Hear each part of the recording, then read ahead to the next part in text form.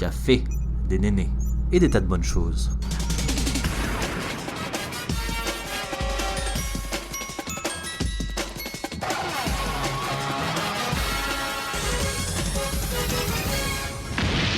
Bienvenue à tous sur Café et Néné. Bonjour, bonsoir et bienvenue sur le podcast. Aujourd'hui, on reçoit Dorian pour parler de la relation parent-enfant et de la colopathie fonctionnelle. Deux sujets totalement différents, mais qui ont un impact sur la vie de tous les jours. Bonjour Dorian et bienvenue dans Café et Néné. Bonjour. Alors Dorian, est-ce que tu peux te présenter en quelques mots de la façon dont tu le souhaites? Du coup, je m'appelle Dorian. Oui. J'ai 26 ans. J'habite en Île-de-France depuis toujours. Je suis avec mon chéri depuis bientôt 10 ans. Wow. Et on a un petit chat.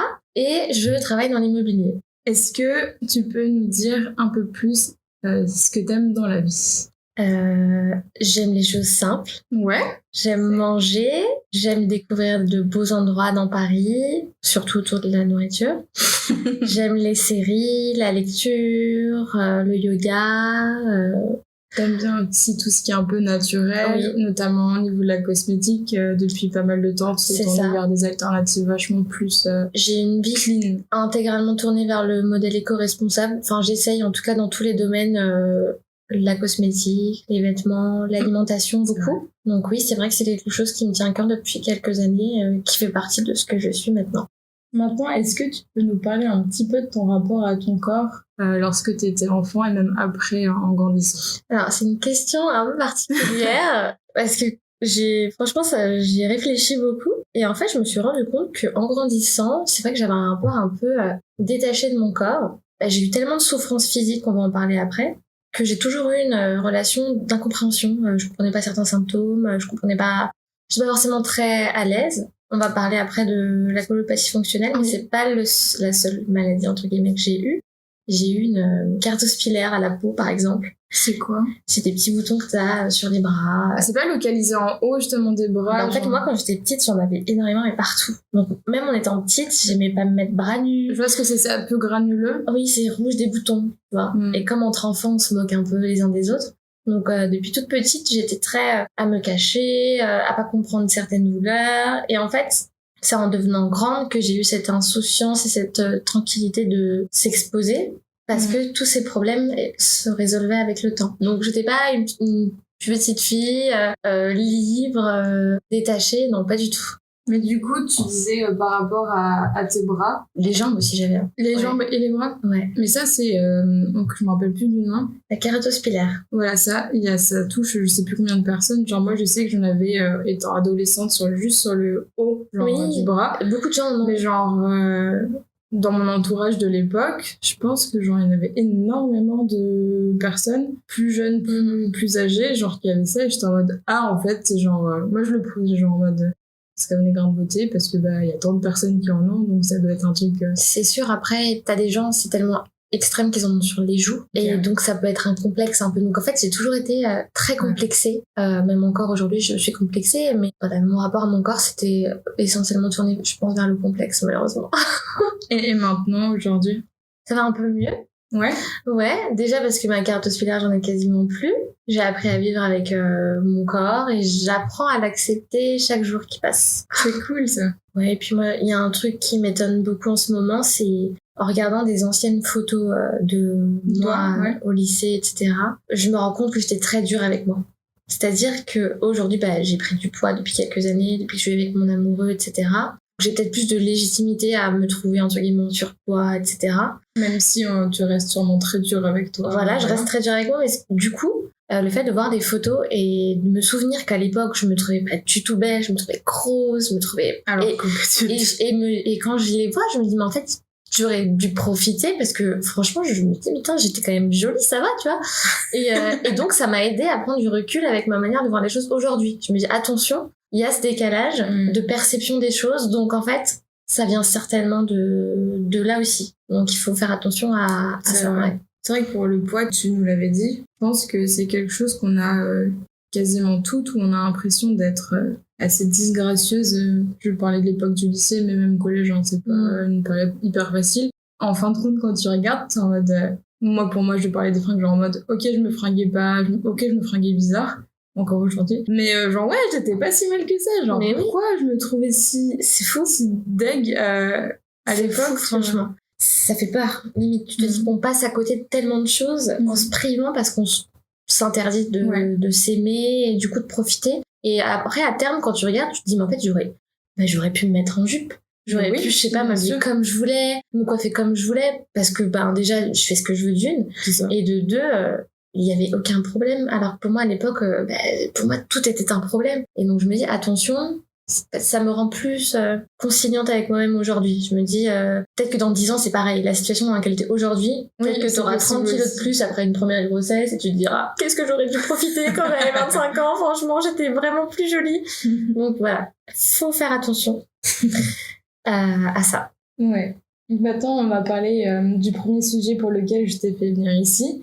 On va parler donc de la colopathie fonctionnelle. Est-ce que tu peux nous expliquer un peu qu'est-ce que c'est et comment tu as appris que tu avais donc cette chose? Alors, avant toute chose, je tiens à préciser que je suis pas médecin. Exactement. Ouais, même moi qui dis des choses parfois un peu cheloues, même dans les autres podcasts. On n'est pas médecin, ni nutritionniste, ni quoi que ce soit. Donc, je vais expliquer avec mes mots et avec mon expérience. Et comme on en discutait avant d'enregistrer ce podcast, moi j'ai 26 ans et ça fait très longtemps que je sais que j'ai la colopathie fonctionnelle. Et entre la découverte et aujourd'hui, il y a beaucoup de choses aussi qui ont évolué dans la manière de définir cette pathologie. Il faut savoir qu'aujourd'hui, elle n'est pas vraiment reconnue comme une maladie. C'est-à-dire, elle n'est pas reconnue comme une maladie vraiment physique puisque ce n'est pas quelque chose de grave. Ça ne crée pas des problèmes physiques extrêmes. C'est une maladie psychosomatique. D'accord. C'est-à-dire qu'elle est liée à un événement traumatisant que tu peux avoir eu dans ton enfance, à du stress. Donc, c'est une maladie qui touche essentiellement les personnes en Occident puisqu'on est beaucoup plus sensible au stress. D'accord. Donc, la colopathie fonctionnelle, ça vient du le côlon.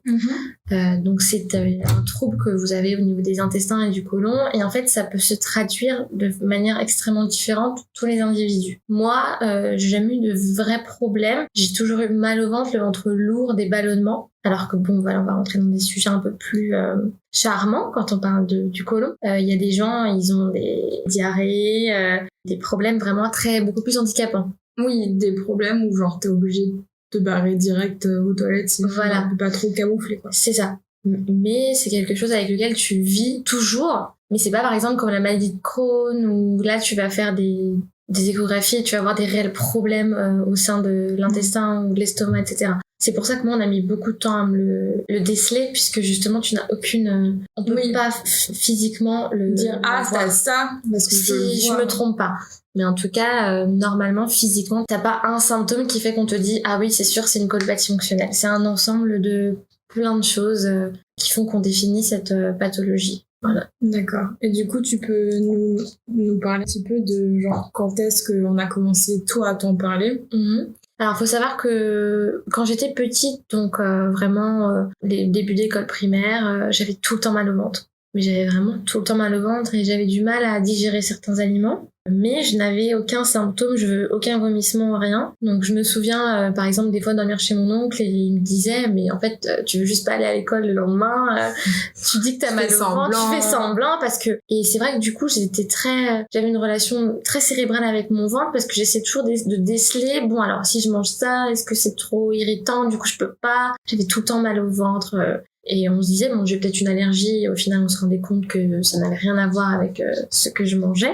Et on m'a fait tous les examens possibles et imaginables jusqu'à ce que je rencontre une homéopathe qui nous a dit, bah écoutez, vu tous les examens que Lorraine a fait, il n'y a aucune pathologie physique, il n'y a pas d'allergie. Après, ça va être en lien avec le deuxième sujet de ton podcast, mais vu voilà les événements un peu traumatisants qu'elle a eu dans son enfance, ça pourrait être lié à une maladie qu'on appelle la colopathie fonctionnelle ou syndrome de l'intestin irritable, parce que c'est aussi le nom qu'on lui donne. Donc ça pourrait être lié à ça.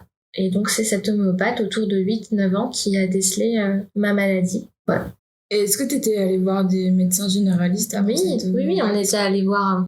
Je te dis, ma mère, elle m'avait fait faire des échographies, on était allé même voir un gastro-entérologue. Et après, bon, je me souviens plus parce que j'étais petite, donc c'est peut-être ma mère qui pourra mieux en parler, entre guillemets, mais Je sais pas si on peut faire des examens chirurgicaux sur un enfant, tu sais, par exemple, tout ce qu'on fait pour les fibros, coloscopie pour... je sais pas si sur un enfant on peut le faire. Bon, en tout cas, on n'a pas eu besoin de me le faire. Parce que, justement, cette maladie, comme c'est une maladie psychosomatique, de toute façon, puisqu'après j'ai réussi à vivre avec, à entre guillemets, me soigner, je suis jamais allée aussi loin. C'est pour ça que je dis que je suis pas médecin. Et peut-être que si un jour on ouvre mon ventre, on se rendra compte que c'est pas ce que j'ai. Mais comme c'est une maladie tellement répandue, dès qu'on est stressé, dès qu'on est angoissé, je pense que c'est ce que j'ai. Et c'est cet homméopathe, du coup, qui m'a aidé à mettre un mot sur cette pathologie. Ok. Est-ce que tu sais ce qui est plutôt préconisé pour atténuer les symptômes? Au final, les symptômes, c'est ce qui est le plus handicapant. Est-ce qu'il y a vraiment des choses concrètes pour aider ou traiter les douleurs? Alors oui, tout ce qui est en lien avec la relaxation. Ouais. Puisque c'est une maladie liée au stress, aux angoisses, si tu calmes ton angoisse, tu calmes ton ventre. Donc on dit toujours que le ventre c'est le deuxième cerveau. Exactement. La colopathie fonctionnelle m'a appris que c'était vraiment extrêmement exact, puisque tout est lié. C'est-à-dire que dès que tu vas être extrêmement stressé, angoissé, c'est une peur qui est ancrée en toi en fait, qui a développé en fait ce trouble. Une angoisse, c'est pour ça qu'on dit souvent que ça arrive après un événement traumatisant dans l'enfance. Parce que c'est vraiment un trouble qui est ancré dans tes tripes, tu vois. Donc il faut, se détendre, faire de la relaxation, de la méditation, du yoga si on le peut, et puis ne pas avoir une alimentation... alors je dis pas qu'il faut être au régime, il faut pas modifier son régime alimentaire, mais il faut quand même éviter les aliments qui sont irritants. Donc quand t'es en période de crise, donc quand tu as vraiment tout le temps mal au ventre, tu dois pas trop manger de choux, de cacahuètes, tu dois pas manger tout ce qui irrite le ventre, mais de manière générale, tu dois essayer d'avoir une alimentation équilibrée, saine, pour calmer les douleurs. Je me rappelle, tu avais suivi ce qu'on appelle le régime FODMAP. Et ça cible justement les aliments qui vont irriter le côlon. Oui. Est-ce que sur toi, ça avait fonctionné de les mettre de côté, tous ces aliments? Alors oui, il faut savoir que en ce moment, on est beaucoup sur le gluten, le lactose, tout ce qui a une incidence sur notre digestion. Et en fait, les FODMAP, c'est un peu le même système, c'est-à-dire que c'est une personne qui va te faire une liste des aliments les plus irritants. Elle va te demander de t'en passer pendant 15 jours, 3 semaines. Donc moi, c'était un peu comme le gluten. Je devais me passer de tout ce qui était avec le gluten, des aliments, les fibres, le pain complexe, dur à digérer. Je devais me passer de ces aliments-là. Et au bout des 15 jours, tu devais en réincorporer au fur et à mesure. Et elle devait te dire, du coup, tu es beaucoup plus sensible à cet aliment-là. Et donc, pour éviter d'avoir des crises de colopathie fonctionnelle, tu vas arrêter. Et c'est vrai que sur le coup, ça m'avait aidé. Mais moi, je pars du principe que on doit être libre quand même de manger ce qu'on veut quand on n'est plus dans une phase de crise permanente, ce qui est mon cas aujourd'hui. Donc, je me fais plaisir quand même. Et je sais, maintenant, comme je te dis, j'ai une relation très cérébrale avec mon ventre. C'est-à-dire, je l'écoute beaucoup. Et je sais dire quelle douleur est liée à mes règles ou à la colopathie fonctionnelle. Très bien à distinguer les douleurs. Et donc, je sais, par exemple, j'ai peut-être fait trop d'excès cette semaine. Donc, je vais me calmer. Par exemple, j'aime beaucoup, alors que c'est pas forcément recommandé. Moi, ça m'a toujours apaisé de manger un yaourt nature le soir. D'accord. Je sais pas pourquoi, ça m'a toujours apaisé, alors que le lactose, c'est pas toujours conseillé quand on a des problèmes intestinaux. Donc après, c'est des sensibilités, c'est une pathologie qui... Tu dois vraiment apprendre à t'écouter profondément sur l'alimentation et sur la relaxation. Donc une alimentation saine et tous les moyens possibles que vous avez pour vous détendre. Tu peux te masser le ventre aussi. Oui, c'est vrai. Les intestins. Sachant que chaque corps réagit différemment aussi à ça, donc que ce soit... quelqu'un qui va manger pareil un yaourt le soir comme Dorian, ça se trouve la personne elle va pas du tout apprécier. Donc c'est ça qui est un peu je trouve formidable, je sais pas si c'est le mot, mais genre qui est fascinant, c'est que on réagit tous de façon différente et du coup quelque chose qui toi va t'apaiser va pas forcément apaiser quelqu'un d'autre, quoi. C'est ça. Et tout est lié à la détente et à la relaxation. Ça, c'est valable pour tout le monde. Du coup, dès que tu te calmes, en l'occurrence, la crise s'apaise. Oui, le ventre se dénoue. D'accord. Donc c'est une espèce de sensation genre de bloc, de quelque chose de très constipé au début, constipé, je voulais dire contracté au début quand t'es en crise, qui va se transformer en quelque chose de beaucoup plus souple, tendre une fois que t'es détendu. Est-ce que tu peux nous décrire un petit peu Alors, là, c'est pour moi. Hein. Je ne sais pas si toutes les personnes ont ça, mais moi, j'ai l'impression d'avoir en permanence mon ventre noué. Mes intestins, pour moi, ils sont noués en permanence, mais c'est de l'entretien. C'est-à-dire que quand ça devient, entre guillemets, inflammable, vraiment la douleur, elle m'empêche de manger ce que je souhaite, ou quand j'ai vraiment plus mal au ventre que d'habitude, là, j'ai les techniques dont on vient de parler, mais les conséquences, c'est que je peux reprendre un mode de vie normal. J'ai pas de conséquences physiques immédiates où j'ai l'impression, ça y est, mon ventre, il est dénoué. Parce que le ventre, il est toujours noué. D'accord. Tu vois, je me permets du coup de faire un petit saut. C'est pour ça que un jour, j'étais allée voir une gynécologue pour lui demander de mettre un stérilet en cuivre. Et elle m'avait dit, alors même si physiquement, c'est pas, comme je t'expliquais de base, ça se voit pas. Elle m'a dit, les gens qui ont le syndrome de l'intestin irritable ont plus de difficultés à mettre un stérilet en cuivre parce que ça peut te provoquer des contractions. Et comme t'as de base un ventre qui est noué tout le temps, ça va te le contracter de manière plus douloureuse. Donc, en fait, t'as pas l'impression qu'un jour ton ventre il va se débloquer. C'est juste que t'apprends à vivre avec le fait qu'ils sont un peu plus noués. Mais quand ça devient insupportable, c'est que ça fait mal et c'est que tu peux plus manger ce que tu veux. Mais du coup, ça n'a rien à voir, désolée pour la question conne, mais genre avec les brûlures d'estomac. En fait, quand t'as cette maladie, c'est pour ça que je te dis, t'arrives à savoir d'où vient ta douleur. C'est que moi, quand je vois que j'ai une douleur en haut du ventre, très haut, ouais, moi je parle de bah, je sais que c'est en lien avec l'estomac, donc c'est pas forcément en lien avec ma colopathie fonctionnelle. Et quand j'ai mal en bas du ventre, donc je parle au-dessus des ovaires, hein, oui, bien sûr, oui. Là je sais que c'est la digestion. Donc soit c'est parce que j'ai mal digéré quelque chose que j'ai mangé, ou parce que justement c'est lié à ma colopathie fonctionnelle. Peut-être que je suis dans une période où je suis plus angoissée que d'habitude, donc tout ce que je digère passe mal. Voilà. Ok. C'est plus long à digérer. Encore une fois, j'ai aucun symptôme, je vomis pas ni rien, mais c'est long à digérer, c'est lourd. Voilà. Même tu te sens peut-être pas forcément à l'aise dans tes pantalons ou des trucs comme ça. Oui, c'est vrai que t'as besoin d'être dans des vêtements plus confortables. Peut-être un peu souple. Oui, pour t'allonger sur le ventre des fois, voilà. Et du coup, dans ton quotidien, au travail ou autre, c'est quelque chose qui t'handicape ou pas? Plus maintenant, puisque en fait, quand j'ai su que j'avais cette maladie, on m'a donné de l'homéopathie. Et à l'époque, j'étais vraiment petite et mon homéopathe m'a fait de l'acupuncture pour enfants. Ah oui? Ouais. C'est-à-dire, en fait, elle te passait une machine. C'était pas des vraies aiguilles pour pas traumatiser l'enfant. C'est une machine avec des impulsions électriques. Et donc, dès petite, elle m'a appris, cette femme, à me détendre. Et que tout ce que j'avais, c'était lié à un problème dans ma tête qu'il fallait que je règle pour aller mieux dans mon ventre. Donc aujourd'hui, j'ai pas de difficultés dans ma vie de tous les jours. Aucune. Je sais que, j'ai rencontré des personnes qui en ont encore aujourd'hui. Et moi, j'invite toutes ces personnes-là à essayer de soigner un problème dans leur tête, à avoir une alimentation plus équilibrée, et ensuite ils iront mieux. Tu préconises plus d'aller s'occuper du côté médecin, psychologue ou autre, investir son argent plus du côté du psychologique que du physique, d'aller se faire détendre le ventre chez l'ostéo. Alors c'est lié, ça pour moi, l'ostéo et le psychologue. Mais par contre, moi, ce que je conseille pas, mais ça c'est aussi dans ma sensibilité, je suis pas une personne très pro-médicaments quand je peux m'en passer. Je conseille pas aux personnes qui ont cette maladie d'essayer d'aller fouiner chez le gastro-entérologue et de prendre des médicaments très forts parce que c'est une maladie psychosomatique. De toute façon, tu pourras calmer l'inflammation quand t'as une crise, mais si jamais ton problème n'est pas réglé, si tu as pas la source, t'auras toujours mal. Ouais.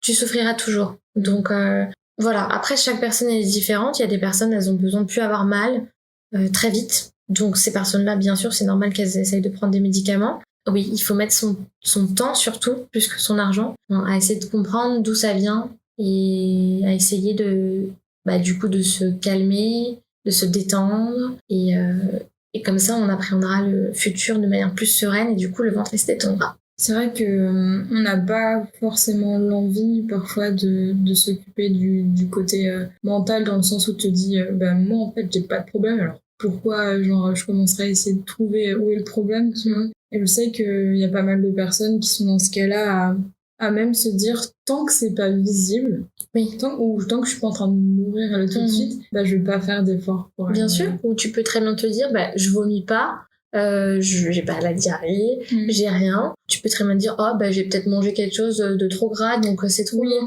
Et tu laisses passer la douleur pendant un temps et un temps. Ou alors tu peux très bien dire, ok, voilà, moi je suis comme ça, je suis fragile, j'ai facilement mal au ventre quand j'ai mangé quelque chose de trop lourd. Et tu peux te cacher et ne pas vouloir affronter c'est vrai, tu peux mettre une espèce d'étiquette sur le poids en mode estomac fragile. Voilà. Et te dire, c'est logique si j'ai mal, donc tant pis. Ou tu peux te dire, effet de mode, je suis peut-être allergique au gluten. Alors je vais arrêter le gluten dans mon alimentation. Ça va peut-être t'aider. Et puis peut-être que ça va rester. Donc, mais ça peut être lié. Tu peux avoir un problème de digestion parce que le pain, c'est possible. Le pain, le gluten, etc. Mais ça peut ne pas être ça. Oui, c'est ça. En vrai, le mieux, c'est de tester un peu comme la méthode dont tu parlais, de occulter certains aliments et de les réincorporer, notamment pour déceler quel aliment potentiellement te fait mal. Ou essayer de te demander quand est-ce que j'ai pas mal au ventre. Est-ce qu'il y a peut-être quelque chose qui me rend plus heureuse et dans ces moments-là, j'ai moins mal. Se dire, du coup, c'est peut-être lié à mon mental. Du coup, c'est peut-être lié à quelque chose que je dois résoudre ou peut-être au contraire, j'ai plus mal quand j'écoute une musique qui me rappelle quelque chose ou quand je vois des photos d'un temps où j'étais malheureuse. Enfin, quand on commence à se douter qu'il y a un lien entre un événement passé et sa douleur actuelle, c'est là-dedans qu'il faut fouiller. C'est dans l'émotionnel. C'est dans le... C'est pour ça qu'on dit que c'est psychosomatique. Est-ce que tu aurais des astuces que toi, tu aurais développées toute seule ou est-ce que tu nous as déjà parlé de tout ce que tu pratiquais pour t'apaiser? Alors, le matin, par exemple, j'ai souvent le ventre noué, mais j'ai faim. D'accord. Donc, ça peut être des choses un peu contraires. Donc, j'aime bien me masser le ventre le matin, en circulaire, au niveau du bas du ventre, ça marche assez bien. Après, tu peux te mettre une bouillotte chaude aussi sur le ventre. Moi, je prends des granules. Je prends des granules qui s'appellent Nux Vomica. Ah, c'est pour... c'est quand t'as un peu la nausée, non? Oui. Moi, ça m'a toujours aidé. Mais après, c'est pareil, l'homéopathie, c'est très controversé. En ce moment, surtout, on te dit, au final, ça n'a peut-être pas... C'est peut-être placebo. Oui. Donc, moi, je ne sais pas si c'est placebo ou pas, mais en tout cas, c'est vrai que depuis toute petite, c'est quelque chose qui fonctionne très bien quand je me sens pas bien. Et puis, quand j'ai mal, ce que je fais tout le temps, mais ça, c'est très personnel, je mange beaucoup moins le soir. D'accord. Parce que pour la digestion de la nuit et pour me sentir bien le lendemain matin, je mange beaucoup moins le soir. La respiration, des exercices de respiration très importants, méditation, peut-être des étirements, voilà. Essayer de se calmer, prendre un bain, vraiment des choses par rapport à ton mode de vie. Et puis ne pas hésiter aussi peut-être à remettre en question toute ta vie. C'était intense quand même. Non, mais je sais pas, par exemple, si t'as mal et que tu te rends compte que, je sais pas, t'es en cours ou t'es au travail, et peut-être que, ton ventre, il est en train de te dire, mais en fait, t'aimes pas ce que tu fais. C'est un signal, quoi. T'aimes pas, t'es pas épanoui, du coup, je vais te montrer que je suis un cerveau, que ce cerveau-là te dit de pas suivre le cerveau du haut. Et donc, peut-être te dire, je sais pas, peut-être que je change, quand je vais en vacances, c'est vrai que je me sens mieux. En fait, il faut s'écouter. C'est une maladie où t'as pas le choix. Tu t'écoutes. Faut pas que tu te dises, je vais bourrer de médicaments et c'est fini. C'est vraiment, tu dois être connecté à ton ventre, à ton corps. Et c'est toi qui connais les bonnes réponses. Donc, moi, là, j'ai mes astuces. Mais chacun sait au fond de lui ce qui le soulage. Oui. Donc, en testant, quoi. Voilà.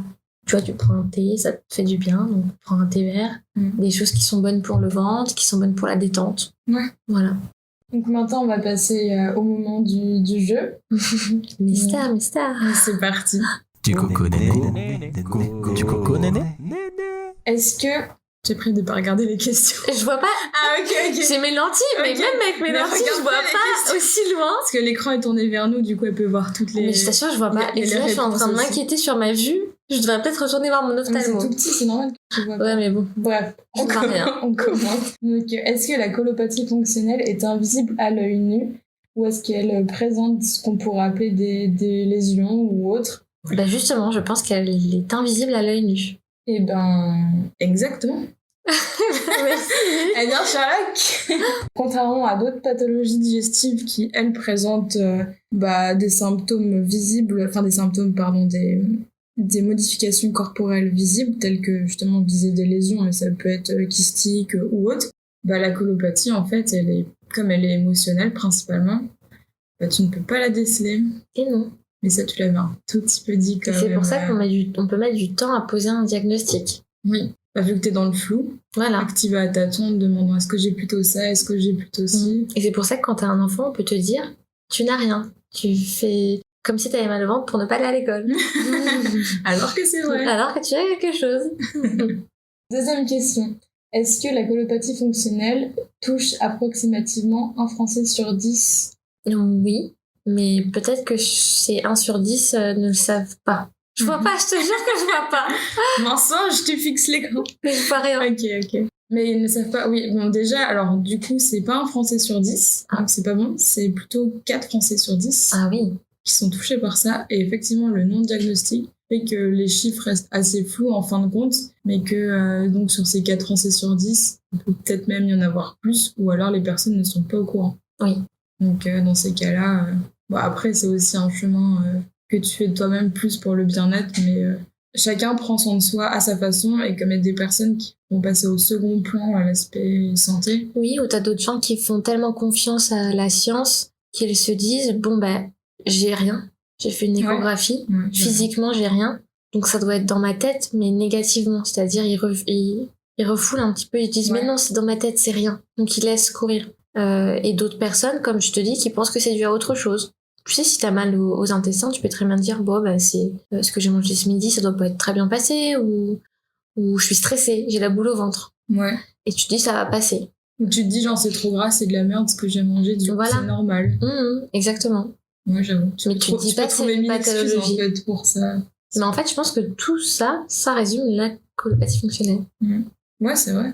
Troisième question. Est-ce qu'on peut apaiser les symptômes grâce à la méditation, hypnose ou autre technique de relaxation? Et celle-ci, elle était facile puisque... C'est vrai. Et j'ai jamais testé l'hypnose, franchement. Ouais, mais du coup, je pense que ça peut être sympa, ouais. Même, je pense, tout ce qui est acupuncture, même pour adultes, je sais pas si t'en as refait. Je le fais toujours, oui. T'en fais régulièrement? Oui. Avec la même personne qui me traite depuis que je suis petite. Et je me rends pas forcément compte de l'incidence majeure, oui. Mais c'est elle qui me dit quand elle me voit, elle me dit, oh là là, on dirait que tu t'apprêtes à être... Dans ton corps, il se contracte comme s'il s'apprêtait à être écrasé par un mammouth. Un jour, elle m'a dit ça. Elle m'a dit, donc on va te détendre. Et du coup, quand elle me mène les aiguilles et qu'elle me laisse, elle me dit qu'elle sent que mon corps, il est plus détendu. Mais je me rends pas forcément compte. Donc ça me fait du bien, mais j'ai pas forcément une résonance immédiate. Est-ce que tu trouves quand même qu'au quotidien, du coup, tu te sens peut-être mieux dans les jours d'après ou pas forcément? Oui, je pense. Mais peut-être aussi que c'est le danger, c'est qu'on s'attend à ce qu'il y ait un changement immédiat. Quand on fait quelque chose, on s'attend à se sentir mieux en un claquement de doigts, alors que non. Donc, je fais pas tout le temps non plus. Je peux faire des massages, mais en tout cas, la clé, c'est le bien-être et l'écoute de soi, toujours. C'est vrai que c'est assez propre à soi, en fin de compte. Genre, le bien-être, ça peut être la méditation pour quelqu'un et ça peut être la natation pour quelqu'un d'autre. Ça, exactement. Oui, parce que le sport, ça peut aider aussi. Se dépenser, on a l'impression d'être moins lourd aussi au niveau du ventre quand on s'est dépensé. C'est comme quand on a mangé quelque chose de léger, c'est pareil. Donc il y a des gens, en effet, oui, puisque ça crée aussi, t'as un rapport différent avec ton mental quand tu fais du sport, ou alors tu te dis, je me déconnecte. Quand je nage beaucoup, je me déconnecte. Bah, du coup, ton corps, il reprend de la place, il se dénoue. Donc il y a des gens pour qui c'est le sport, la méthode. C'est propre à chaque personne. Toi, tu connais des personnes comme ça qui pratiquent un sport et à qui ça fait du bien? Non, la seule personne que je connais qui a eu la colopathie fonctionnelle, c'était quelqu'un de très destructif. C'est-à-dire, il fumait pour aller mieux. D'accord. Parce que c'est des choses qui détendent, quoi. En fait, lui, il vivait très très mal cette maladie parce que, pour le coup, il avait des symptômes plus graves que moi. Ouais. Mais comme il n'arrivait pas à savoir d'où ça venait, ça le rendait fou. Ça le rendait fou de pas savoir d'où ça venait, donc il se mettait à fumer, à boire, et du coup c'était pire. C'est comme t'as un mode de vie qui est pas bon, t'as vraiment mal. Et un jour on en avait parlé, je lui ai dit, mais tu sais, moi j'ai la colopathie fonctionnelle et ça va en fait. Et il était étonné. On était un week-end avec des potes et j'arrivais à manger tout ce que je voulais alors que lui il fallait qu'il aille se coucher parce qu'il avait mal au ventre. Et je lui disais, mais tu sais qu'on a la même chose. C'est juste que moi, on me l'a découvert il y a tellement longtemps que j'ai appris à vivre avec, à me soigner. Et aujourd'hui, il a une vie beaucoup plus saine. Il vit dans le sud, donc il a un climat différent. Il est en couple avec une personne avec qui ça se passe très bien. Donc c'est pareil, il a peut-être aussi calmé les démons.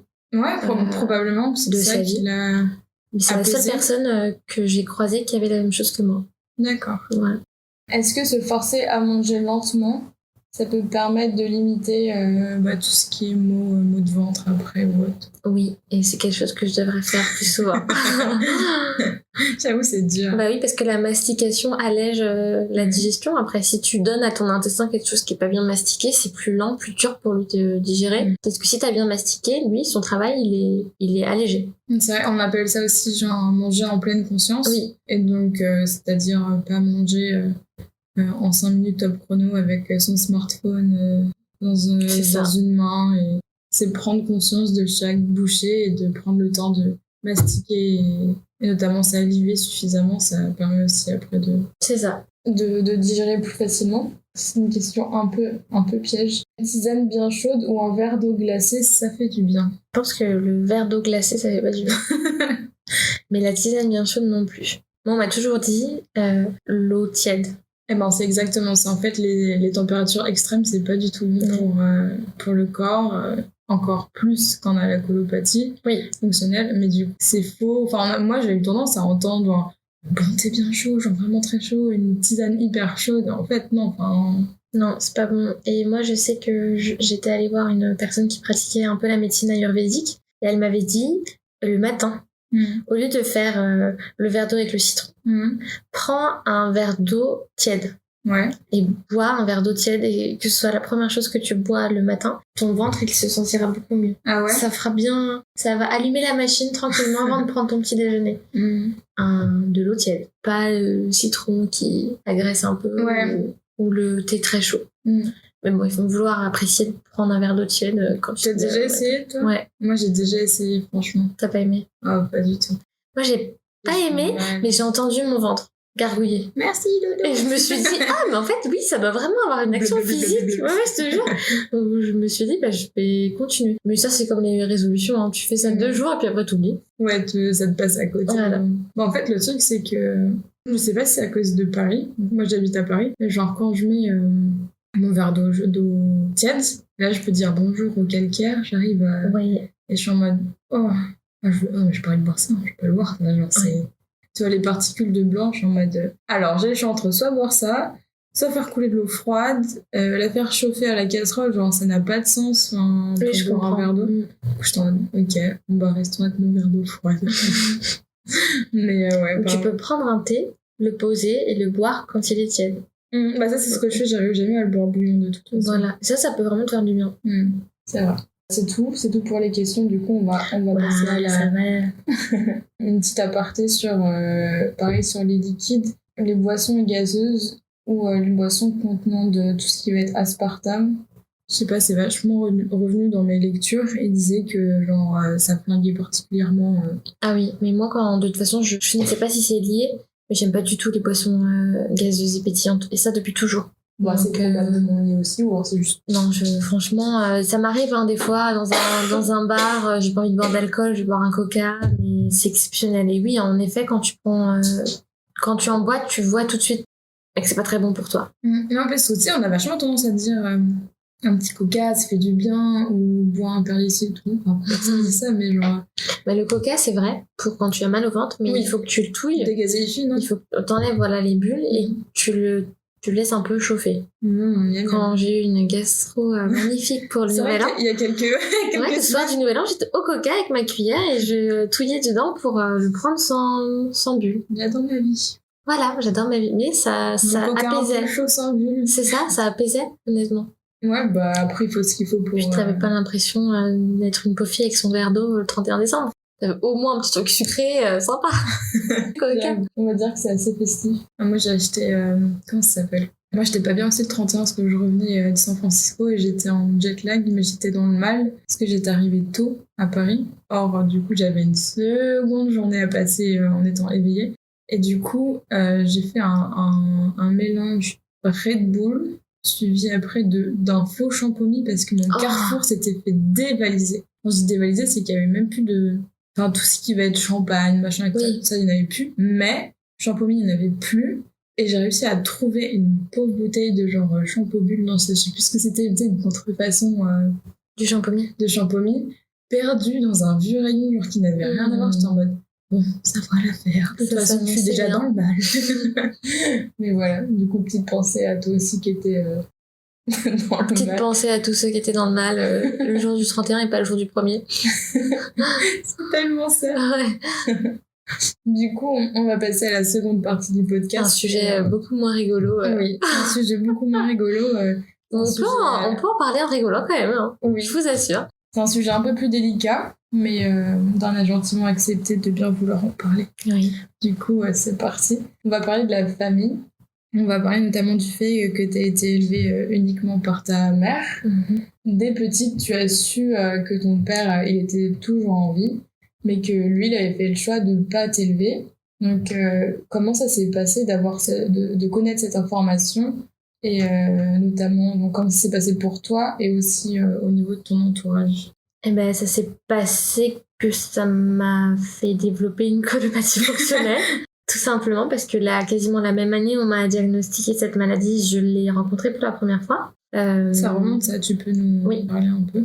Du coup, j'ai toujours su que mes parents étaient ensemble, qu'ils s'aimaient, et que je suis quand même un enfant de l'amour. C'est quand même important de le dire. Je suis pas une surprise ou je suis pas le fruit d'une relation sans lendemain. Mes parents étaient ensemble depuis 7 ans et mon père a fait le choix d'accepter. Ils en ont parlé ensemble et ils ont fait le choix de faire un enfant. Donc c'était quelque chose de très réfléchi.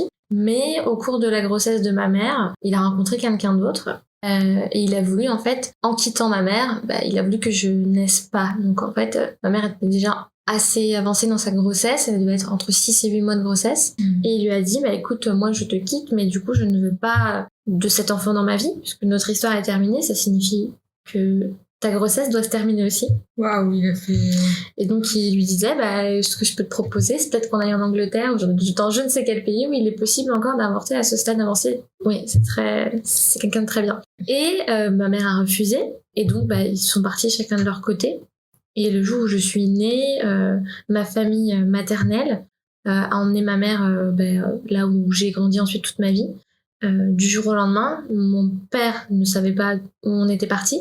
Et j'ai été élevée là-bas, entourée de ma mère, sa sœur, ma tante et son frère, mon oncle. Et j'ai passé une très très belle enfance, entourée de piliers familiaux, sans mon père, mais quand même avec une mère très présente, très maternelle, une tante qui était ma deuxième maman et un oncle qui était comme mon père pour moi. Donc j'ai toujours été heureuse, mais c'est vrai que je posais quand même certaines questions. Pourquoi est-ce que mon père n'avait pas voulu m'élever? Pendant longtemps, j'ai cru que c'était parce que j'étais une fille et qu'il aurait peut-être voulu avoir un garçon. Ah ouais, t'as eu ça comme idée? Très longtemps dans ma tête, je me suis dit, je pense que c'est parce que je suis une fille. Et ça m'a nourri des angoisses. Je demandais à ma mère, elle n'avait pas forcément de réponse. Et puis jusqu'à mes 9 ans, on savait rien de lui. Et comme je commençais quand même très souvent à avoir mal au ventre, à souffrir quand je voyais des papas venir chercher leur petite fille à l'école, ma mère elle s'est dit, faudrait peut-être qu'on le retrouve. Et ma mère ne m'a jamais parlé de leur histoire. Tout ce que je viens de te dire sur la volonté d'avorter, le fait de quitter ma mère, je l'ai su très tard. Donc ma mère s'est toujours dit, tu vas te faire ta propre idée de ton père, tu vas te construire. Moi, je ne te dirai rien, tu te feras ta propre idée. Je t'impose pas ma version d'histoire. Non. Et... Je te dis pas que ton père est un connard, c'est à toi d'aller le découvrir. En gros, c'était ça.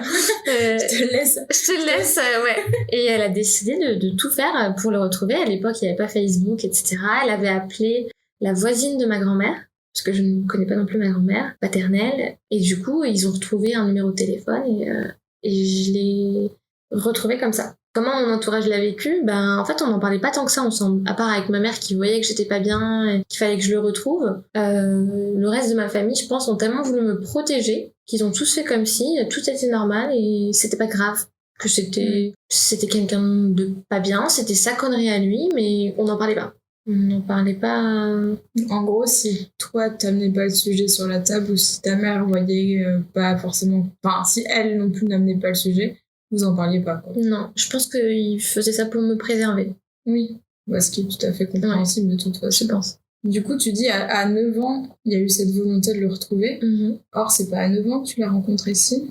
Si, j'ai dû le voir la première fois 6 mois après le premier coup de fil qu'il a passé à mon domicile. Ouais. Et comment ça s'est passé? Alors, avant la rencontre, moi, franchement, ce que je retiens dans ma tête, qui était très traumatisant, c'était l'appel. Ouais. Parce que j'étais dans ma chambre et je savais que ma mère était en train d'appeler mon père et pour moi, c'était extraordinaire, c'était trop dur et je voulais pas venir en fait. Je voulais pas venir prendre le combiné. Quand t'es stressée Et je me souviens encore de ma mère qui vient me voir dans la chambre et qui me dit ça va aller, viens, il veut te parler. Et que j'ai pris le combiné et comme j'étais une enfant, si tu veux, il m'a jamais parlé de mon histoire et de son histoire. Il a fait comme si c'était un père qui parlait à sa fille. Donc salut, comment ça va?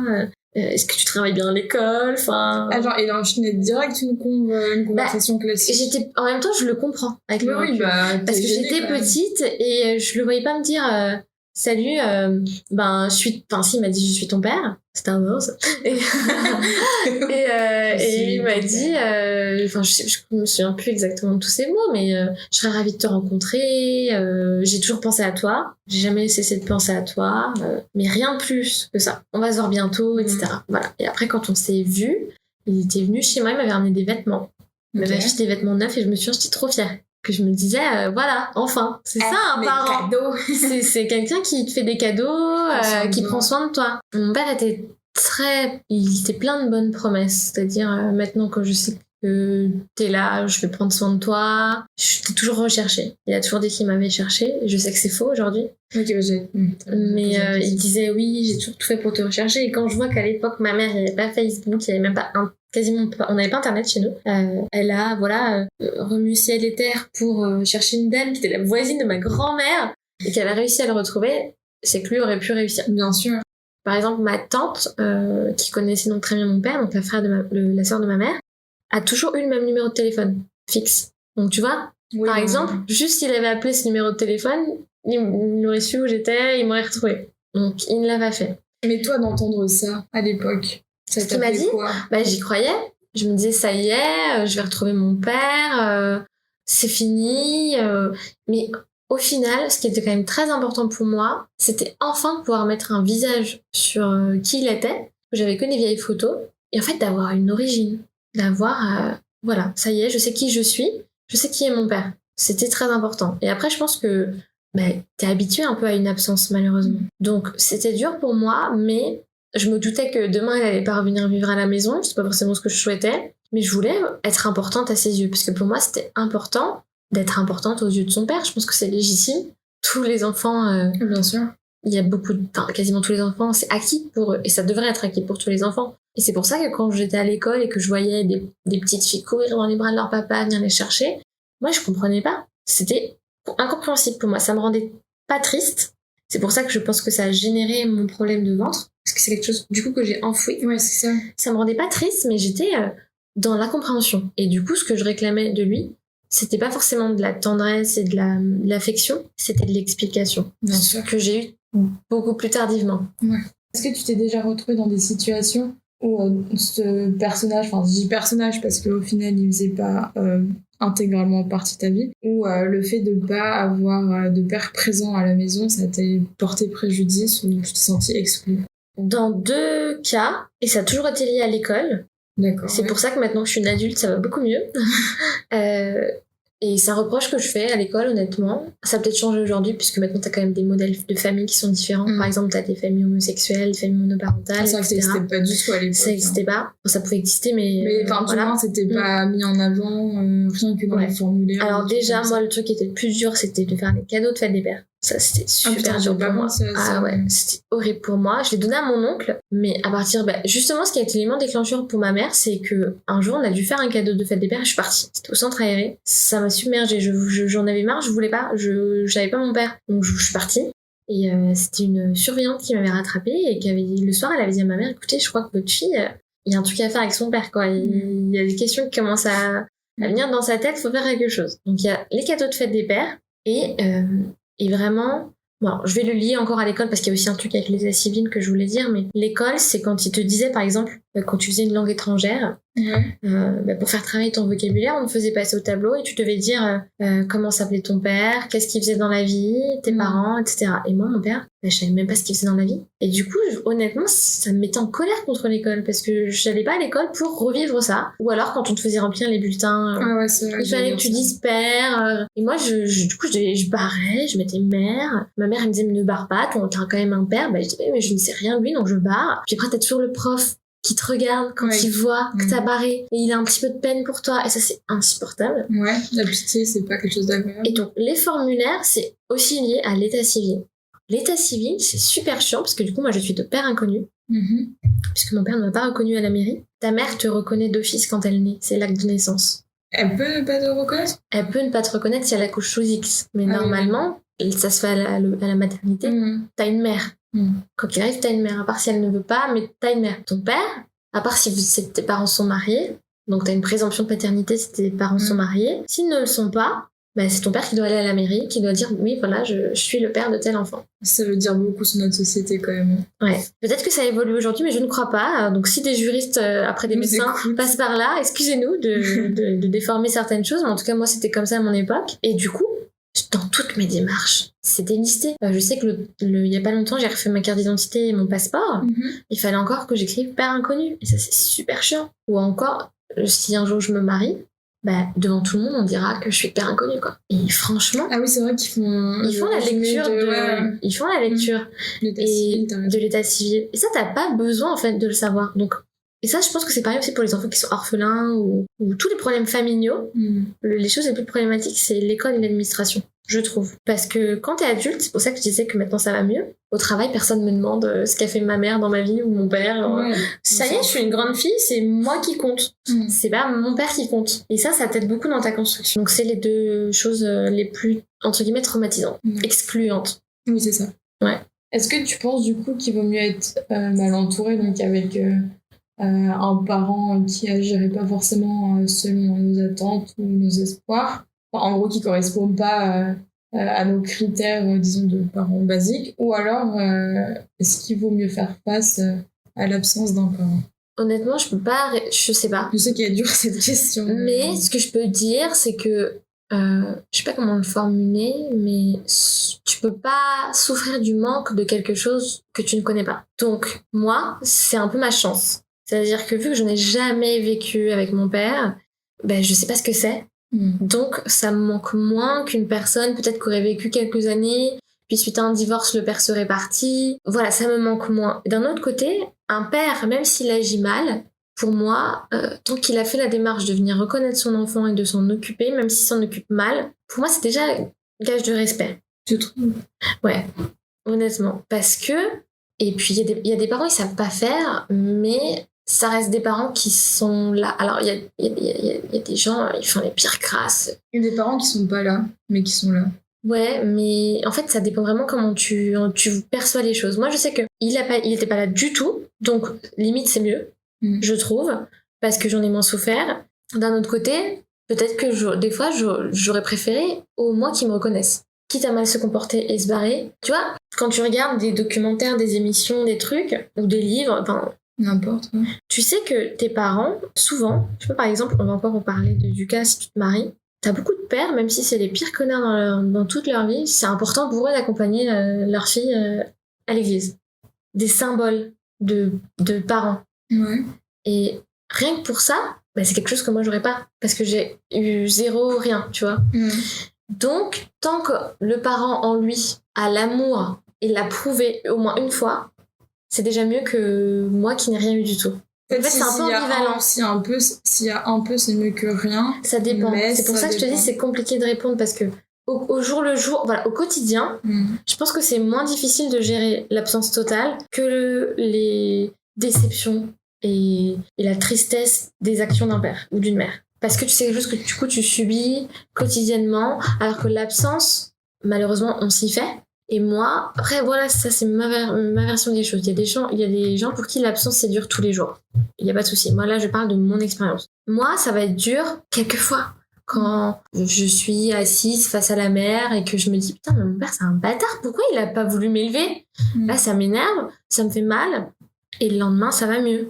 Alors que si jamais tous les jours t'as un père, je sais pas, qui est violent, qui te rabaisse, qui prend pas soin de toi, bah c'est quelque chose qui est tous les jours incessant. Moi, c'est pour ça que je te posais la question, c'est que je me souviens, enfin, même au lycée, genre, je savais déjà, par exemple, que t'avais que ta maman. Je sais que t'avais ta tante, etc. C'est pas ça le souci. Et moi, du coup, c'est une période assez dure avec mon père, et je me suis posé la question, genre, longtemps, mais sans la réponse. C'est pour ça que je te dis quel est le mieux. Je me disais, mais en fait, c'est quoi le pire? Genre, c'est d'avoir quelqu'un que tu peux pas supporter, que t'aimerais effacer de ta vie. C'est affreux à dire, mais c'est la vérité. Désolée pour mon entourage qui m'écoute. Ou quelqu'un qui a même pas eu la décence d'être présent dans ta vie, quoi. Je pense qu'il n'y a pas pire. Il n'y a pas un cas qui est pire que l'autre. Parce que déjà, ça dépend de la personne qui le vit. En fait, ça dépend de la personne qui le vit. Moi, j'ai pas connu, mais je sais que c'est quelqu'un dans mon entourage professionnel. Son fils s'est suicidé parce que son père ne l'a jamais élevé. Ah ouais? Il est allé jusqu'à se tuer de n'avoir pas pu supporter que son père n'ait pas voulu s'occuper de lui. Et toute sa vie, il s'est dit que c'était qu'une merde si même son père ne voulait pas s'occuper de lui. Et c'est vrai que tu peux te dire ça. Tu peux te dire si même la personne qui est censée m'aimer, mon géniteur, n'a pas d'intérêt pour moi, mais déjà qui aura de l'intérêt pour moi? Et ça veut peut-être dire que je mérite pas d'avoir l'intérêt pour moi. C'est ça. Mais oui, mais tu pourrais te dire ça. Bien sûr, oui. Tu vois? Donc ça dépend vraiment de la personne. Ça dépend de... Chaque histoire est différente. Et t'as des gens... Peut-être qu'à l'heure actuelle, à l'instant T, tu te dis j'aurais préféré effacer cette personne de ma vie, mais ta vie n'est pas terminée. Donc, en fait, tu ne sais pas ce que l'avenir te réserve. Je dis pas que ton père pourra se racheter, mais en fait, on ne sait pas. Donc, quand on ne sait pas, il y a toujours un espoir. Alors que moi, quel est l'espoir? C'est gâché. C'est-à-dire, il n'a pas été là pour les moments les plus importants dans ma vie, donc il pourrait être là dans aucun moment. Et à contrario, t'as une personne qui pourrait te dire, si, justement, si il a jamais construit avec toi, un jour, il peut très bien revenir et construire. Donc en fait, ça dépend, toi, de ce que tu acceptes de ton parent. Que ce soit un parent qui est présent ou absent. Et ça dépend de l'image que tu te fais de lui et de l'importance que tu veux lui accorder pour ton développement. Moi, j'ai pas eu d'autre choix que de me dire que du coup, mon père n'est pas important dans mon développement. Et il y a des gens qui pourraient te dire, mais jamais je pourrais exclure mon père de mon développement et de la notion même de grandir, devenir un adulte, parce que j'ai besoin qu'il soit là. Oui, mais moi, j'ai pas eu le choix. Donc en fait, tu te construis tes propres barrières, que ce soit parce que t'es déçu de la personne ou parce que la personne n'est pas là. Et ça vaut pour les parents, nos amis, notre famille, pour tout le monde. Ça dépend comment toi t'arrives à te construire et l'importance que tu donnes à cette personne.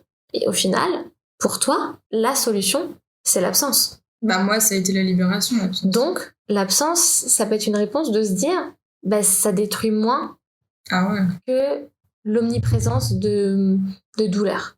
Ah, mais tout à fait. Donc c'est pour ça que moi je me dis, c'est quand même quelque chose que j'ai été préservée d'un grand malheur. J'ai pas vu mes parents se déchirer, j'ai pas assisté à ça, j'ai assisté à rien, au néant. Donc c'est un grand malheur de pas avoir été reconnu par son père. Comme je viens de te dire, c'est horrible quand on y pense, de se dire que même son père ne veut pas s'occuper de soi, que en fait ton père il s'en fout de savoir si t'es en vie ou mort. Parce que concrètement, c'est vrai. Mais moi, ce que je trouve affreux à penser, c'est qu'il y a des gens qui existent sur Terre qui sont capables de mettre au monde, de désirer des enfants, puis de switch comme ça en mode... Moi, c'est quelque chose que je comprendrai jamais. Youpladou, je vais changer de girl comme ça. Pendant très longtemps, j'ai eu de la peine pour moi. Mais maintenant, c'est de la peine pour lui que j'ai. Donc, ça aussi, c'est un travail de construction. Et tous les enfants n'ont pas ce même travail. Déjà, c'est très important de savoir d'où on vient. De mettre des mots, de mettre un visage sur quelqu'un, même si la personne te déçoit, même si t'aimerais effacer cette personne de ta vie, c'est important de savoir d'où tu viens, qui sont tes parents, pour construire ton identité et pour savoir ce que tu veux reproduire ou pas quand toi tu seras parent. C'est ta force en fait. Donc que tu aies une bonne expérience avec tes parents ou une mauvaise, c'est une expérience qui est toujours bonne à prendre, c'est de la résilience pour te construire et faire de toi peut-être un meilleur parent. Donc c'est toujours bon à prendre dans un cas ou dans l'autre. C'est vrai. Du coup, je sais que plus tard, t'as repris contact avec lui. Je dis plus tard parce que du coup, tu viens de nous apprendre que tu l'avais rencontré une première fois petite. Donc, t'as repris contact avec lui. Et du coup, donc là, t'étais quand même plus âgée. C'était quoi, il y a 3 ans? La dernière fois que je l'ai vu et donc on a eu un véritable échange, je sais même plus, c'était... 3, 4 ans. Ouais. Enfin, ce que je veux dire, c'est que t'étais déjà jeune adulte. Ah oui, t'étais adulte, ça c'est sûr, ouais. Et du coup, est-ce que tu peux nous dire un peu comment ça s'est passé et si, ça correspondait un peu à l'idée que toi, tu t'étais fait dans ta tête de retrouvailles, si je peux appeler ça comme ça?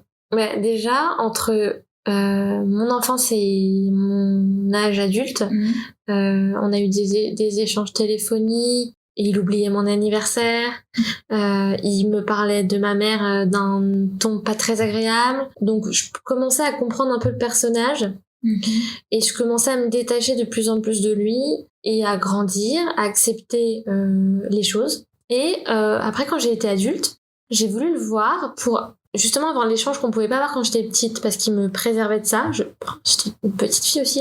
On peut pas parler des mêmes choses avec une petite fille qu'avec un adulte. Et en fait, ce qui était important pour moi, c'est que je commençais à penser comme une personne qui pouvait potentiellement avoir des enfants dans pas longtemps.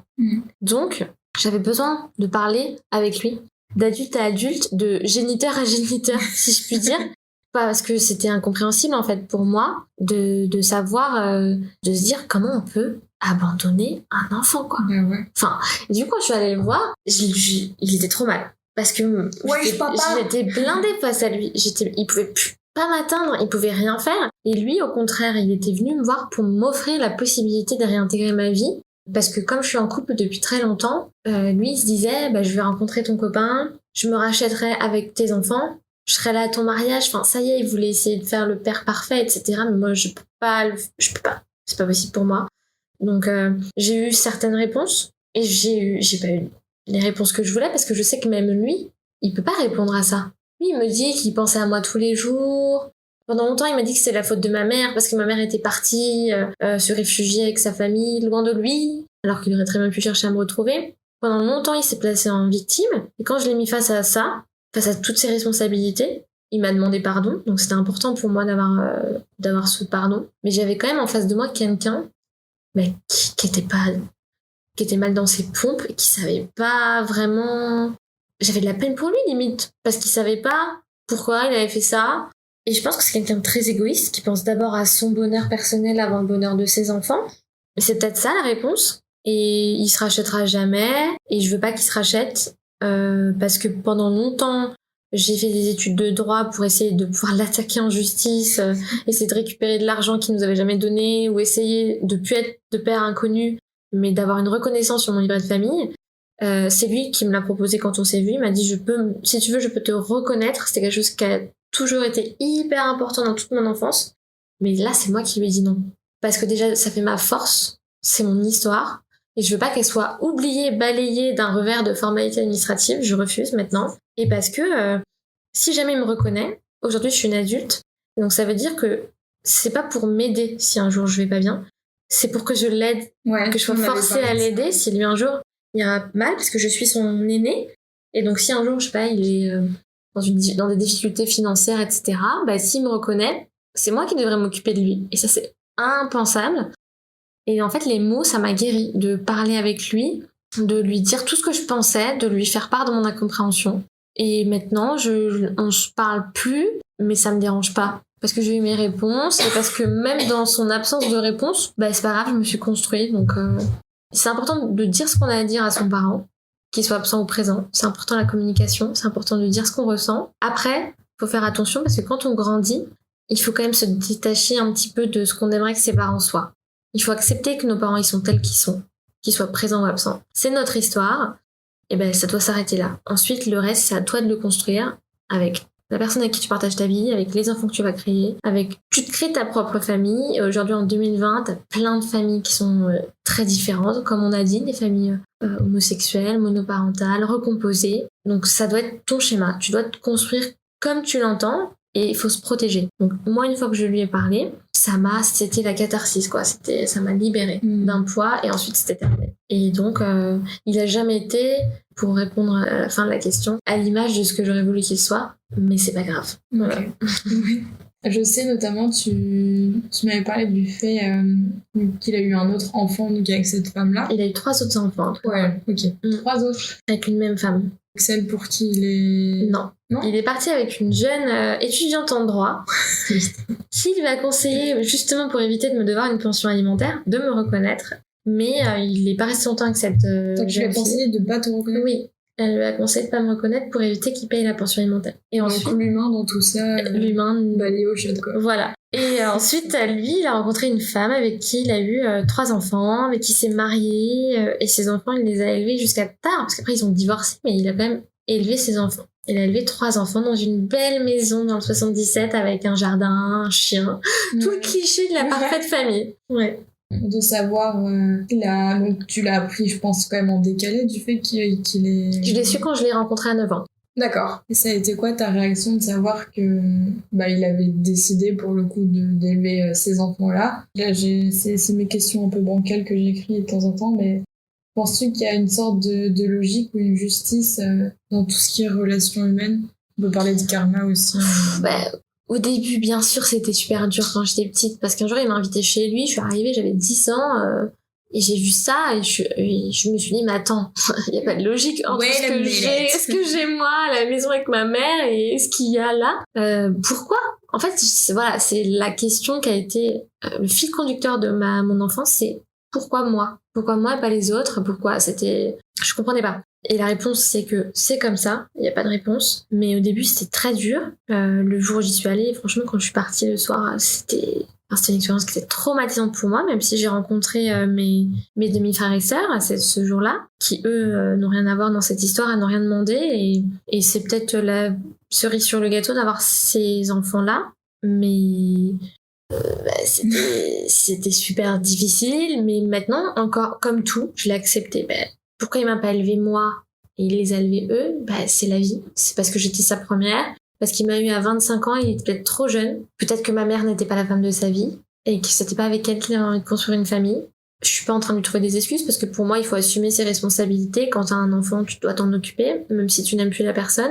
Mais c'est comme ça, avec des si, on va pas refaire le monde. Je sais que de toute façon, la situation, elle ne changera pas. Donc, à quoi bon souffrir tout le temps? En fait, voilà, moi, je pense que dans la vie, il y a déjà assez de problèmes comme ça. Et si tu ressasses toujours ce que tu ne peux pas changer, tu pourras juste te faire du mal. Donc, je l'ai accepté, c'est comme ça. Et je m'en suis fait une force. Moi, j'ai vécu sans un père, mais du coup, c'est ma force, voilà, c'est mon histoire. Chacun son histoire. Mon histoire n'a pas été toute lisse, toute belle. Tant mieux. Ça fait de moi l'adulte que je suis aujourd'hui. Ça m'aidera peut-être à être une mère différente demain. Et si demain je peux avoir une relation avec ses enfants, tant mieux, ce sera positif, mais c'est triste, mais c'est comme ça. Le mais c'est comme ça, c'est un peu le motto là que t'as ressorti. C'est la résilience. C'est-à-dire que c'est dur, mais je pense que n'importe quelle personne dans la vie qui aura vécu quelque chose de difficile, elle t'aura dit oui, voilà, il m'est arrivé ça, mais bon, qu'est-ce que tu veux que je te dise? Moi, ce que j'en ai fait, c'est depuis que je suis grande, j'ai l'impression des fois que c'est pas mon histoire.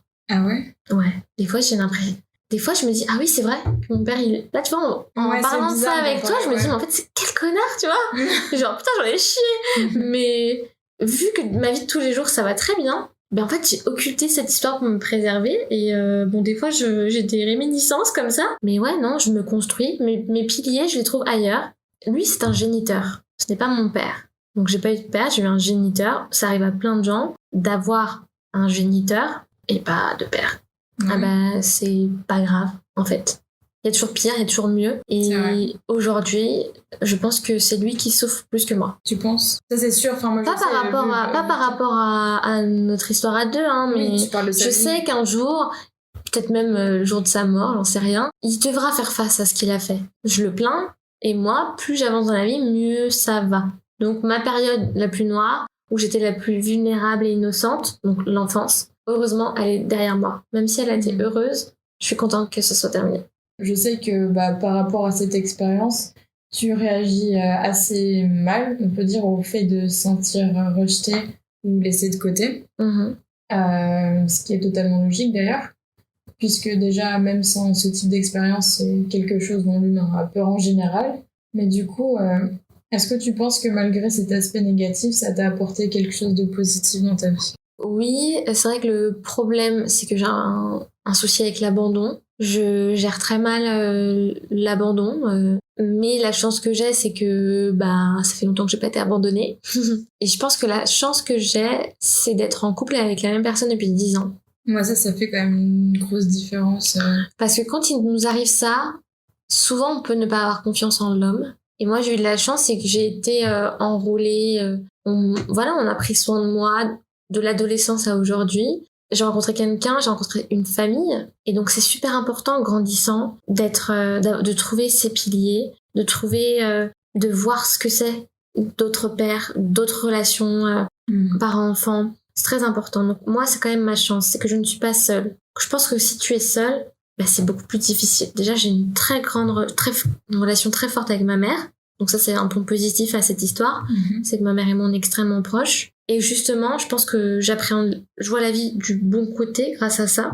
Parce que c'est de la résilience permanente. C'est-à-dire, la vie, elle peut être à chier. Du coup, essaye toujours de voir le bon côté des choses. Donc ça, c'est ce que ça m'a apporté. Et ouais, je pense que je suis quelqu'un de plus fort maintenant. Et aussi, j'ai conscience de la chance que les gens ont d'avoir une famille unie. Et peut-être que j'aurais moins conscience de cette chance si j'avais une famille parfaite. C'est vrai. Quand je vois des gens avec leurs parents qui ont une super relation, quand je vois des parents mais dévoués pour leur enfant, je me dis mais franchement c'est beau. Et il y a quelques années j'aurais pu être triste et envier, et maintenant je me dis j'espère que quand moi je serai mère, ça sera différent. Donc c'est pour ça que c'est l'enfance le plus dur. Parce qu'une fois que t'es grand et que t'as trouvé quelqu'un avec qui t'as envie de fonder une famille, c'est ton pansement, c'est ton médicament. C'est-à-dire qu'il faut jamais oublier qu'on a une enfance, mais ensuite le reste de l'histoire, c'est nous qui l'écrivons. Donc toi, tu subis ou pas, parce qu'on ne subit pas tous ce qui nous arrive dans l'enfance, heureusement. Tu subis ce qui t'arrive et puis ensuite t'écris. Donc moi, j'appréhende ça avec une très grande positivité. C'est-à-dire que, ok, il m'est arrivé ça, et maintenant, j'écris les autres chapitres. Et je suis même fière maintenant de me dire c'est mon histoire, voilà. Aujourd'hui, je suis celle que je suis grâce à ça. Et je voudrais pas être une autre personne. T'en as fait plus une force qu'autre chose. Maintenant, c'est ma force. Il m'est arrivé ça. Malgré ce qui m'est arrivé, je m'en suis sortie dans la vie. J'ai pu construire une relation avec quelqu'un. J'appréhende pas le fait d'avoir des enfants. Donc, voilà, j'aurais été une personne différente s'il m'avait élevée. Je suis limite fière qu'il ne m'ait pas élevée. Parce que s'il avait au fond de lui la capacité d'abandonner un enfant, je suis heureuse qu'il n'ait pas été dans les parages. Ouais. Qu'il m'ait pas donné ces valeurs-là. Au moins, je me suis construite sans lui, mais avec des bonnes personnes. C'est vrai. Voilà. Et tu parles du fait d'avoir été en relation longuement pour t'aider, tu parles de pansement, etc. Est-ce que tu penses que même sans relation de couple, c'est possible de refermer la plaie, soit à l'aide d'une autre personne, vous parlez d'amis ou autre, ou même seul? Bien sûr.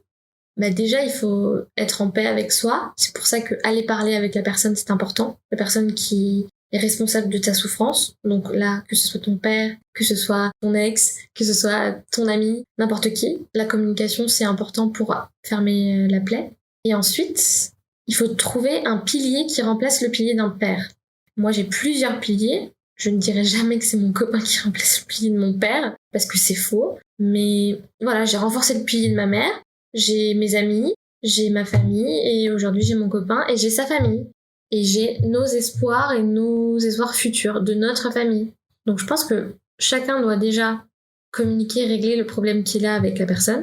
Faut pas oublier que je suis allée voir un psy aussi, donc ça compte.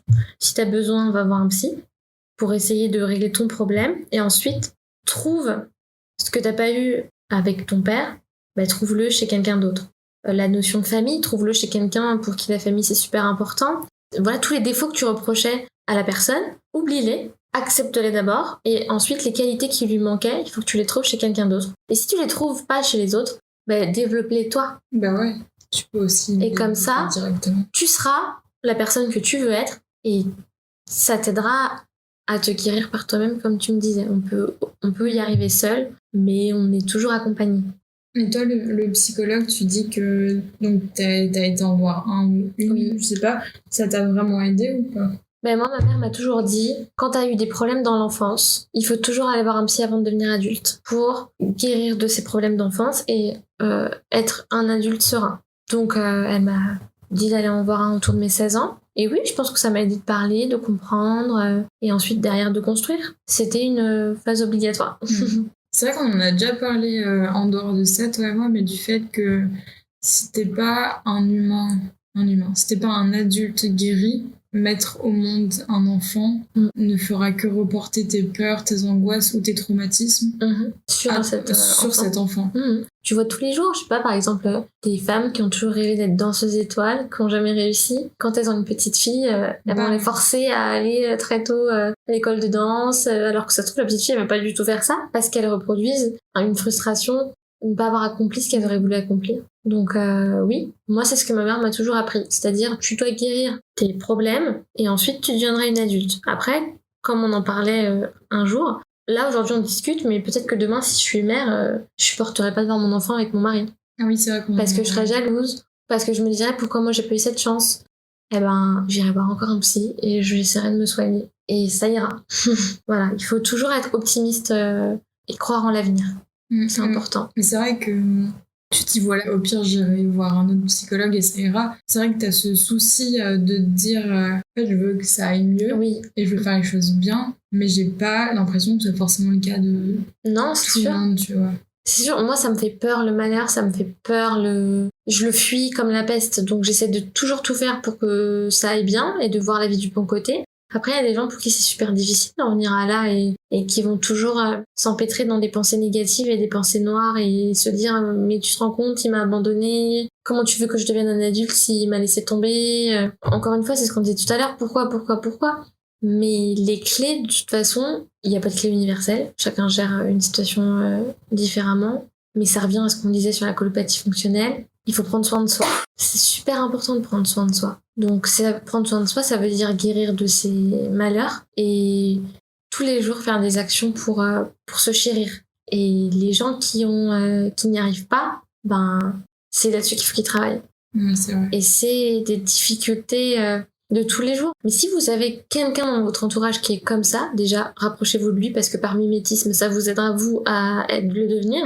Et faites-vous aider par vos amis, votre famille, ou un psy. La clé, c'est l'entourage. C'est être bien entouré. Ouais, être bien entouré. Ce que les gens vont pouvoir t'apporter. C'est ça la clé. Et du coup, aujourd'hui, tu dirais que tu te sens comment? Tu disais te sentir plutôt apaisée par rapport à ça. Oui, et par rapport à mon père, ça va super bien. Comme je disais, des fois j'ai l'impression que c'est mon histoire. Maintenant que je suis une adulte qui travaille dans la vie active, qui suis plus du tout dans le même cadre familial que j'étais plus jeune, j'ai l'impression que c'est pas mon histoire. Même si je sais que c'est mon histoire et j'en fais ma force, en fait c'est enfoui très loin et c'est plus au premier plan. Donc c'est pour ça que je me sens mieux. Après, sur la colopathie fonctionnelle, en ce moment, je suis très stressée, donc j'ai l'impression peut-être que ça revient un peu. Et sur le rapport au corps, je suis pas du tout en paix avec mon corps et mon apparence, et voilà. Donc c'est pour ça que même si j'ai l'air assez positive quand je parle de mon père, il y a d'autres sujets sur lesquels je vais pas être aussi positive, alors que pour d'autres personnes, ces sujets-là vont être beaucoup moins graves que l'abandon d'un parent. Donc c'est pour ça que chacun gère les choses comme il le souhaite, et il faut juste pas être son propre ennemi. Ça, c'est hyper important. Et malheureusement, on l'est souvent. Moi, je le suis pas par rapport à mon père, mais je peux l'être par rapport à ma façon de me voir. Si déjà entendu tenir des propos durs envers toi. Oui, voilà, je suis très dure envers moi. Mais d'un autre côté, c'est super important de me préserver. Donc, en fait, c'est super bizarre.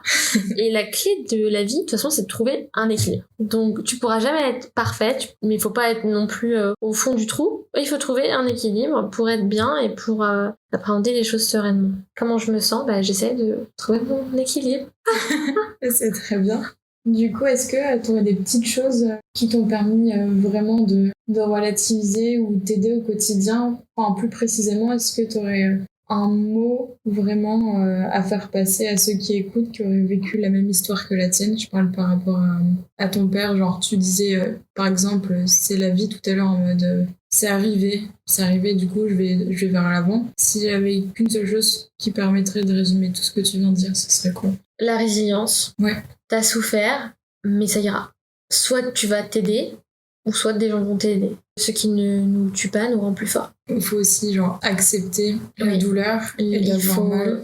Il faut accepter de laisser tomber aussi. C'est vrai. C'est très important d'arrêter de se battre quand on voit que de toute façon on ne pourra pas. Moi, c'est vrai que pendant mon enfance, je me disais peut-être qu'un jour ce sera un père. Et au jour où j'ai accepté que non, et que c'était comme ça, et qu'il fallait que je trouve une solution pour gérer l'information, ça allait mieux. Donc si tu te bats toujours entre ce que tu voudrais que la personne soit et ce qu'elle est, ce sera toujours difficile. Donc il faut accepter, et il faut lâcher prise. Le lâcher prise, c'est la clé aussi. C'est super important. Est-ce que tu n'aurais pas une petite citation ou un livre, ça peut être aussi un film, une vidéo ou qu'importe, qui t'inspire actuellement et que tu voudrais partager? Alors, il y a plein de choses qui m'inspirent. Plein de livres, plein de films. Ça peut être d'autres podcasts, ça peut être des livres. Et si t'en as pas qu'un, tu peux mitrailler, c'est pas grave. Mais j'ai cherché une citation. Oh, c'est trop mignon. Donc je me suis dit, je vais trouver une citation qui me parle. Et j'en ai trouvé une de Albert Einstein qui dit « Derrière chaque difficulté, il y a une opportunité ». C'est chouette ça comme phrase. Et du coup, comment positiver, c'est de se dire que derrière tout problème, n'importe quel malheur, tout. Alors je suis pas croyante, mais pour moi rien n'arrive au hasard. Tout arrive pour une raison, et ton malheur, ce sera ta force un jour. Donc derrière chaque difficulté, il y a une opportunité de faire autre chose. Et après, la chance qu'on a en 2020, c'est d'être inspiré par plein de femmes, plein d'histoires de vie. Ouais. Moi, j'ai adoré lire le livre Mange Priem d'Elisabeth Gilbert, où c'est l'histoire d'une femme qui lâche tout pour aller passer un an dans plusieurs pays du monde et se chercher, guérir ses blessures. J'écoute beaucoup de podcasts de femmes entrepreneurs qui construisent pour elles. Et j'écoute toujours des gens qui disent la même chose, c'est-à-dire tu pars d'une difficulté, t'en fais une force et ça fera quelque chose de positif derrière. C'est vrai. C'est ce qu'il faut faire. Et notamment, Dorian et moi, on est un peu fans quand même. Enfin, fan, c'est pas le mot, mais... Tu fais pas une spéciale dédicace? Je vais pas faire une dédicace, mais il faut le dire quand même depuis le temps qu'on les suit. Ouais. Ouais, alors si un jour Isadora et Marissa de Snackies passent par là, sachez qu'on vous aime du plus profond de notre cœur et que vous nous inspirez tous les jours. Ouais, beaucoup. Voilà. Ça fait du bien de trouver des personnes sur les réseaux, notamment YouTube, qui prônent pas d'aller acheter toutes les courses au Biocoop, mais que manger sainement, c'est accessible pour tous. C'est des défis simples. C'est des défis super simples qui te montrent que tout est possible. Tout est possible. Et sans culpabilité, sans jugement. Donc c'est très... Ça inspire, ça aide. Ça aide beaucoup. En ce moment aussi, je suis beaucoup le podcast Bliss. Oui, bah... Tu sais, sur toutes la maternité. Sur toutes les histoires de maternité. Et donc c'est pareil. Maintenant, voilà, moi je suis plutôt aller vers le fait de devenir mère plutôt que de parler de mon père. Et moi, je pense que mon médicament, ce sera ça aussi. Ce sera transmettre la vie et de créer une autre histoire. Et j'entends toujours plein de femmes qui ont eu les pires histoires d'accouchement, de maternité. Et c'est toujours hyper positif.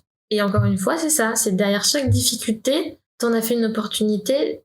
Derrière chaque problème, il y a une force, t'en as fait une force. Et je pense que tout ce qu'on lit, ce qu'on regarde, ce qu'on écoute, ça influence beaucoup notre manière de penser. Donc si tu suis ce genre de femme ou d'homme, on n'est pas, bien sûr, on n'est pas sexiste, eh ben ça t'aidera toi à avancer de la même manière. C'est vrai. Donc profitez, inspirez-vous de toutes les personnes qui soit qui vous entourent ou de toutes celles que vous pouvez retrouver sur YouTube, Instagram, podcast. Et le podcast d'Emilie, du coup. Oui. Il y a aussi, il me semble, il y a Génération XX aussi. XX qu'on aime bien toutes les deux. Ouais, j'aime beaucoup. Qui est vraiment pas mal. Qui est plus, du coup, sur tout ce qui est entrepreneuriat. C'est ça. Avec donc des personnes qui sont interviewées par Siam et qui parlent de leur parcours et tout. Et c'est hyper inspirant et hyper intéressant. Ouais, et même la notion d'engagement. Il y a quelque chose qui vous déplaît dans votre vie. Si au contraire, il y a une cause qui vous anime, engagez-vous dans cette cause, essayez de rendre le monde meilleur et peut-être que ça va vous guérir. Donc, quand on parlait de l'éco-responsable, de la planète, de manger mieux, éviter de produire trop de déchets, ça peut être des choses aussi qui peuvent t'aider à te sentir mieux et donc à te guérir un peu tes malheurs profonds. C'est vrai, ça peut vraiment t'aider. Quand t'as un quotidien qui t'épanouit, tes malheurs anciens, ils sont pas aussi durs à vivre. Ils prennent pas autant de place. Non, c'est ça. Ouais, donc construisez-vous un quotidien qui vous satisfait pleinement. C'est ça. Et du coup, maintenant, c'est parti pour les 2 questions bourbier. Pour toi, quelle est la définition du bonheur? Ta version à toi du bonheur? Alors, ma version du bonheur, c'est de sentir au bon endroit et au bon moment. Okay. Je pense qu'on est heureux quand on... sorte d'alignement, du coup. Quand on pense qu'on est au bon endroit au bon moment. Et ça peut être, je sais pas, t'es dans ton canapé en train de caresser ton chat. C'est encore le fait de dire le bonheur est dans les choses simples. Tu te dis, c'est vrai. Je suis exactement là où je voudrais être. Et si tu ne l'es pas, fais tout pour l'être. Et donc tu tendras à être plus heureux. Et du coup, dernière question de ce podcast. À ton avis, c'est dans la même ligne, t'inquiète pas. À ton avis, pour toi, c'est quoi le but dans la vie? Quel est le but de la vie ou de notre vie? C'est le but d'être un humain sur Terre ou toi, le but de ta vie personnelle? Le but que tu sois présent actuellement sur Terre et que tu aies été mis au monde. Je pense qu'on a tous quelque chose à apporter. On a tous la pierre à l'édifice et c'est à toi de le trouver. On a tous quelque chose à apporter. Soit t'apporteras quelque chose à quelqu'un, soit tu changeras le monde, mais t'as toujours quelque chose à apporter. Ouais, si t'appelles Elon Musk, tu peux potentiellement changer des choses. Ouais, c'est contribuer quand même. C'est contribuer. Ouais, participer. Le colibri. Allez, les métaphores filées, c'est parti. Ouais, le colibri, c'est... tu fais des petites actions, mais si tout le monde fait des petites actions, ça donne une très grande action. Et donc... Et voilà, c'est ce qu'on doit faire. J'aime bien cette image. Super, merci beaucoup Dorian d'être venue. Et puis merci de nous avoir... Je sais pas si on est resté, je crois, une éternité. Donc bon courage à tous ceux qui arrivent jusque-là. Et merci pour cet échange très agréable. Oui, merci beaucoup. Au revoir. Au revoir.